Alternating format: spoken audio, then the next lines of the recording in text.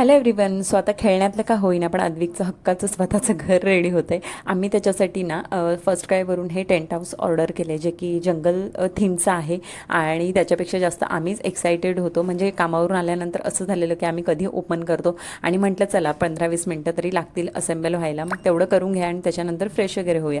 So कामावरून आल्यानंतर त्याच्याच मागे लागलो आणि अद्विकची एक्साइटमेंट बघा, म्हणजे त्याचे फेशियल एक्सप्रेशन बघा, तो एवढा ओरडत होता ते प्राणी वगैरे बघून वरचे, म्हणजे खूपच. आणि लिटरली आम्ही हाय एक्साइटमेंट लेवलमध्ये अगदी बसलेलो ते असेंबल करायला.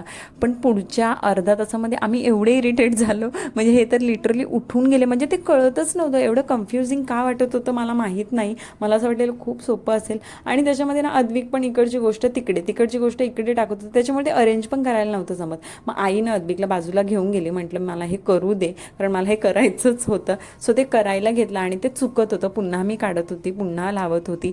तुम्ही मला नक्की सांगा की हे असं लावताना तुम्हाला सुद्धा हे असं झालं आहे का? आणि लिटरली 1.5 तास लागला मला हे करायला.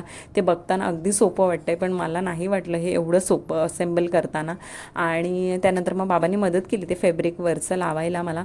आणि हे खूप छान आहे, म्हणजे फॅब्रिकसुद्धा चांगलं आहे आणि आतमध्ये स्पेशियस जागा आहे. म्हणजे त्याची खेळणी, इवन खेळण्यांची बास्केट वगैरे, त्याची टेडी बिअर वगैरे सगळं त्या घरात राहील. म्हणजे घराने तरी जागा घेतली तरी ते मेसीपणा वाटणार नाही. सो अद्विकला तरी हे खूप आवडलं आहे. सो चलो बाय, ब्लॉग्स इथेच एंड करते.